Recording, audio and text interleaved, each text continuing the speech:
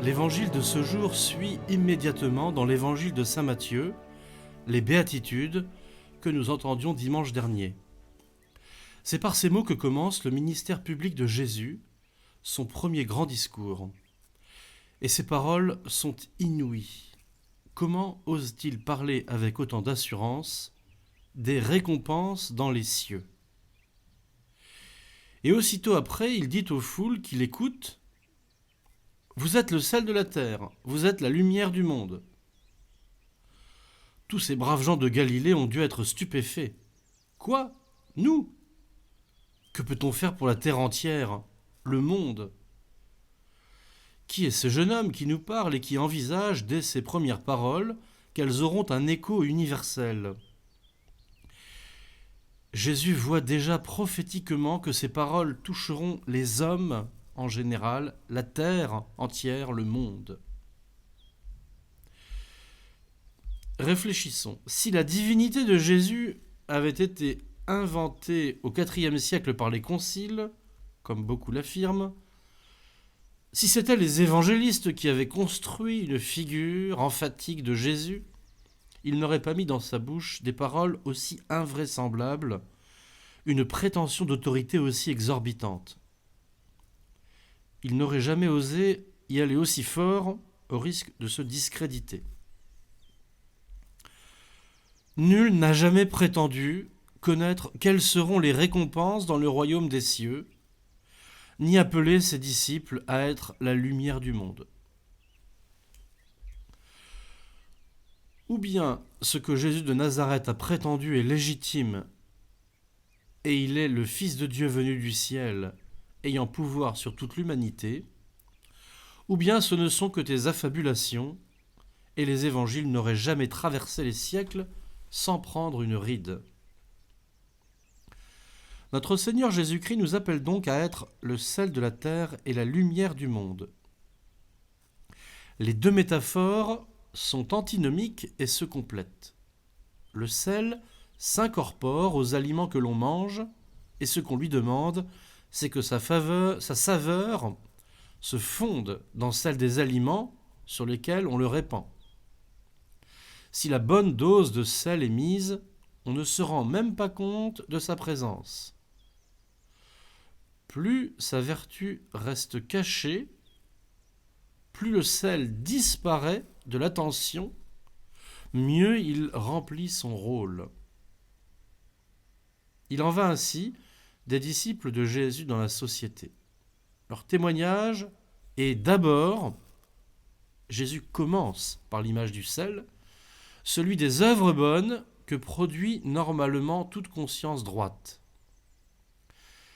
S'il n'y a pas comme fondement l'appartenance à l'humanité commune et la loi naturelle, la religion est un système religieux artificiel, déraciné de l'humus commun à tous.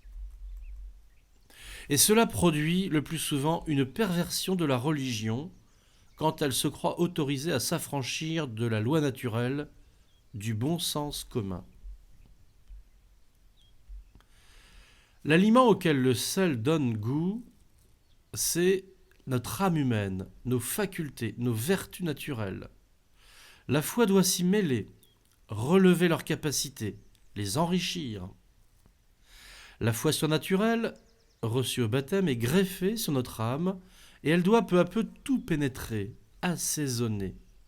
Cela conditionne la crédibilité de notre témoignage, la vérité de ce que nous prêchons. Sinon, on se rend méprisable et pire encore, on rend méprisable la foi dont on prétend être un super témoin. Si le sel devient fade, il ne vaut plus rien, dit Jésus, on le jette dehors et il est piétiné par les gens. On doit être au moins aussi honnête, bon voisin, bon conjoint, bon parent que le lot commun. Nous voyons à répétition ces derniers temps les perversions morales que peuvent engendrer les meilleures raisons religieuses. Notre foi religieuse doit être reliée à notre humanité commune, car notre Dieu, l'objet de notre religion, est aussi notre Créateur. La fracture entre loi naturelle et foi surnaturelle, c'est le sel qui ne s'incorpore pas dans les aliments.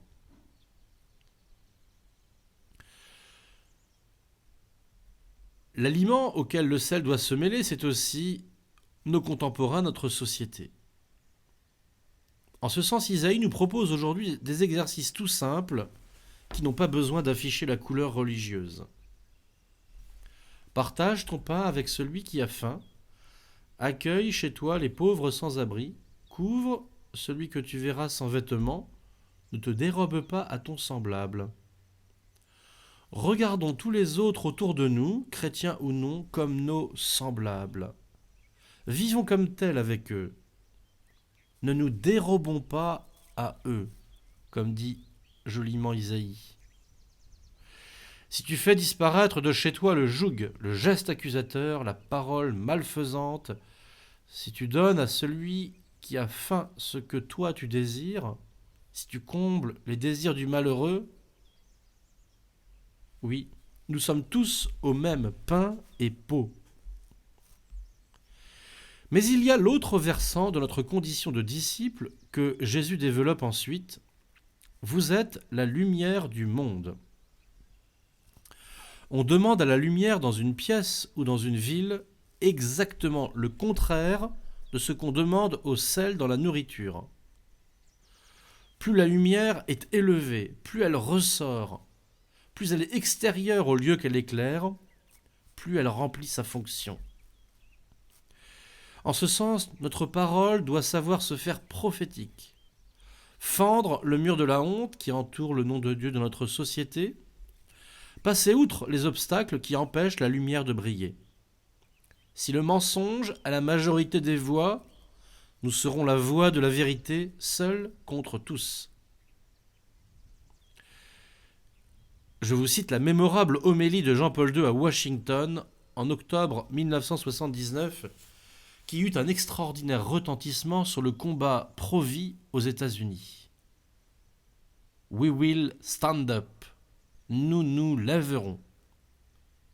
Je le cite. Lorsque le caractère sacré de la vie avant la naissance sera attaqué, nous nous lèverons pour proclamer que personne n'a le droit de détruire la vie avant la naissance. Lorsque l'enfant sera considéré comme une charge ou comme un moyen de satisfaire un besoin émotionnel, nous nous lèverons pour rappeler que chaque enfant est un don unique et sans pareil de Dieu qui a droit à une famille unie dans l'amour. Lorsque l'institution du mariage sera abandonnée à l'égoïsme humain ou réduite à un accord temporaire et conditionnel qui peut être facilement rompu, nous nous lèverons pour affirmer l'indissolubilité du lien du mariage. Si nous nous pensons comme lumière du monde, ce n'est pas par sentiment de supériorité qui engendrerait en nous une attitude d'arrogance. Une des plus puissantes intelligences que la Terre ait portée, un des plus grands convertisseurs d'âmes que l'Église ait connu, saint Paul, disait de lui-même « C'est dans la faiblesse, craintif et tout tremblant, que je me suis présenté à vous. Mon langage, ma proclamation de l'Évangile n'avait rien d'un langage de sagesse qui veut convaincre, mais c'est l'Esprit et sa puissance qui se manifestaient. » C'est en combinant l'image du sel et celle de la lumière que nous trouverons l'attitude juste pour notre témoignage chrétien. À chacun de réaliser sa propre synthèse, selon nos tempéraments, nos vocations singulières, nos états de vie, le moment de notre existence, le public dans lequel on se trouve, on pourra tendre davantage vers le sel ou vers la lumière. Il faudra toujours chercher à être sel avant d'être lumière. Plus nous voulons être lumière, porter témoignage explicite à Jésus-Christ, plus nous devons être sel, plus nous devons cultiver des vertus morales fortes. Jésus nous invite dans cet évangile à être attentifs à l'impact de notre action sur les autres. Serons-nous jetés dehors et piétinés par les gens, ou rendront-ils gloire à Dieu ? La capacité de nos auditeurs est à prendre en compte. Il y a une sensibilité à développer sur ce qui convient ou non à tel ou tel moment. Et puis l'expérience nous instruit. Nous pouvons ce dimanche nous examiner dans les deux directions. Est-ce que j'en fais trop ou trop peu ? Mes contemporains, collègues de travail, voisins, sont-ils mes semblables ? Ou est-ce que je me sens à part d'eux ? Ai-je tendance à donner des leçons aux autres à tout propos, me considérant apte à juger leurs convictions et actions ? Ou dans l'autre sens, suis-je trop timoré pour porter témoignage au nom de Jésus ?